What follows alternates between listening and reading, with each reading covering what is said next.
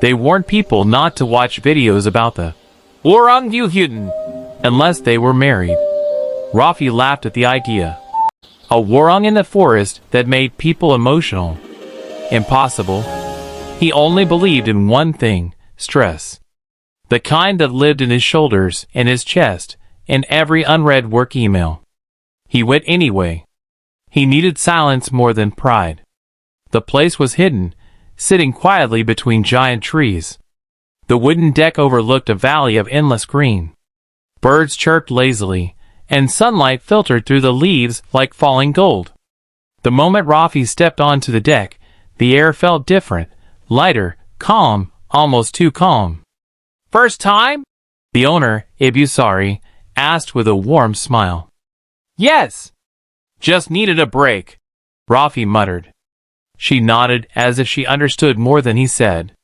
"Sit anywhere. The forest will do the rest." He wasn't sure what that meant, but he sat down anyway. The food arrived, simple grilled chicken, sambal rice. But one bite stopped him cold. It wasn't just delicious. It tasted like comfort.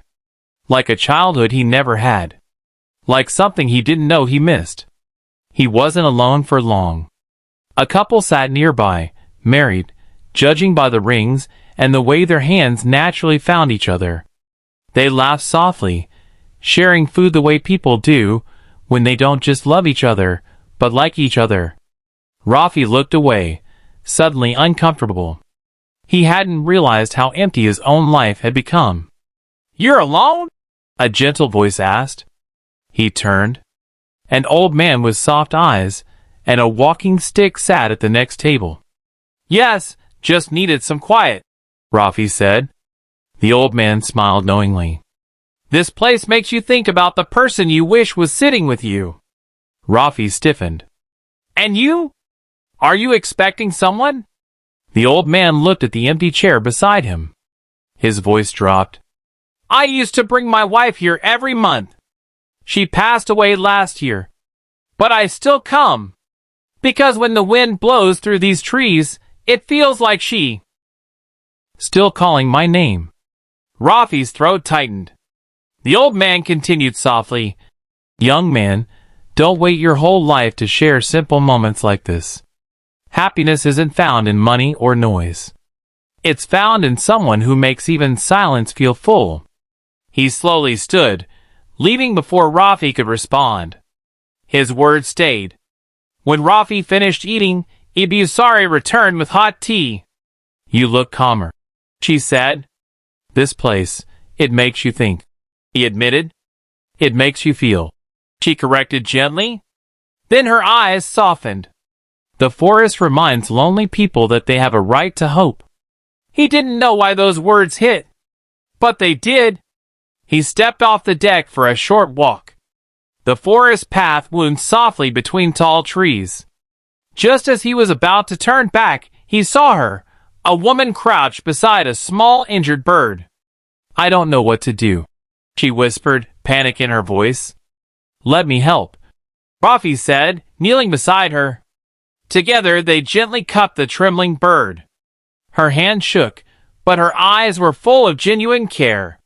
"We should take it to the owner," he said. She nodded quickly. They walked side by side, protecting the tiny creature between them. The woman wasn't dramatic or loud. She was warm. The kind of person who would stop her whole day to save something small. At the Warung, Ibusari took the bird carefully. "It'll be okay," she said. Then she looked at them, first him, then her, and smiled with a strange spark in her eyes. "You two look like you arrived here alone, but maybe you weren't meant to leave that way." They both froze, awkward and flustered. We just met," the woman said. But she was smiling. And so was Rafi. They ended up sharing a table. Conversation flowed easily, strangely naturally.